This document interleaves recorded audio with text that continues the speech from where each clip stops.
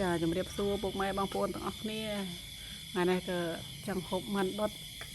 មិនដុតនៅសល់មកចំហៀងមានជើងមានកោះមានកមានអីណាហើយបន្លែក៏មានស្ពៃក្ដូបមានប្រទេសអីទៅហើយនេះជំនួយការតូចនេះគេលាងបន្លែរួចរាល់ហើយស្ពៃក្ដូបទៅពីហាន់រួចឯណាចាទៅហាន់រួចហើយក៏មិននេះក៏ខ្ញុំចាប់ដើមប្រឡាក់គ្រឿងណានេះប្រឡាក់គ្រឿងឯងបងប្អូនប្រឡាក់គ្រឿង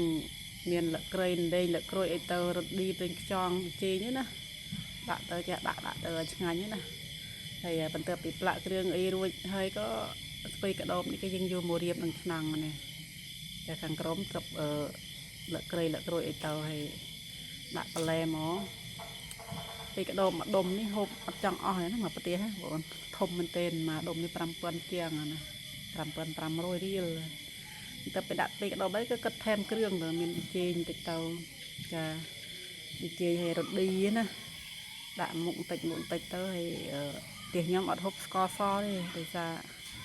និយាយរួមទៅអត់ហូបស្ករបាត់អើយអត់ចង់ហូបណាព្រោះត្រូវចលក់មួយទឹកត្រីផ្អែមហើយចាបន្ទាប់ពីរៀបបន្លែបន្លក់រួចអស់ហើយក៏មានអីចាក់ពេកខ្យងចូលតិចទៅឲ្យចូលជាតិជាមួយបន្លែណាបងប្អូនចានេះជំនួយការចុងភៅចាបង្កប់កាត់ឲ្យចេះធ្វើពីតូចទៅធំឡើងក៏ចេះធ្វើឲ្យពុកម្ដាយកាត់ហូបទៅចាហើយបន្ទាប់ពីរៀបរួចក៏នេះចាកាត់យកមិនមកដាក់ក្នុងឆ្នាំងហ្នឹងបងប្អូនចាក់ចូលឈុចតែម្ដងមកចាបន្លែច្រើនជាងសាច់ចាហូបបន្លែច្រើនជាងសាច់ល្អបងប្អូន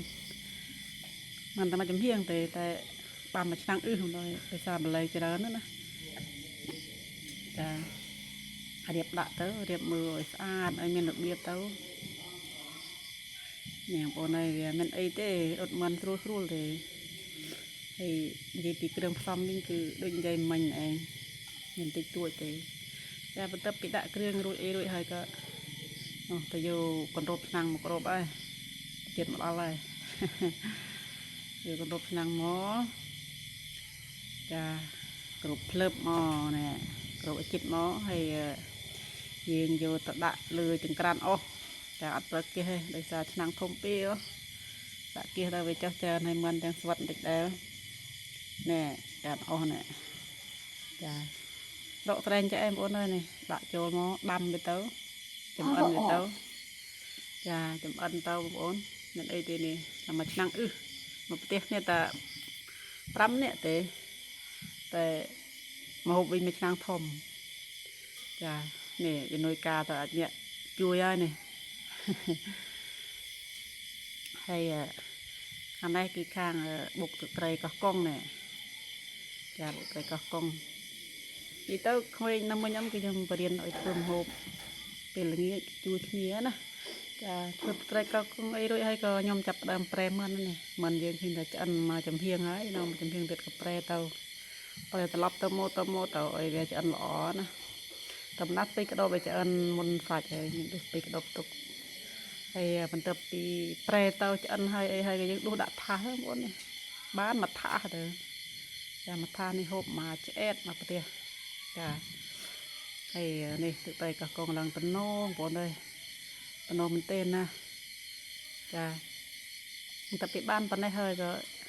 តែចេះទុកយូរបងប្អូនចាំមើលតិចទៀតខ្ញុំក៏ចាប់ផ្ដើម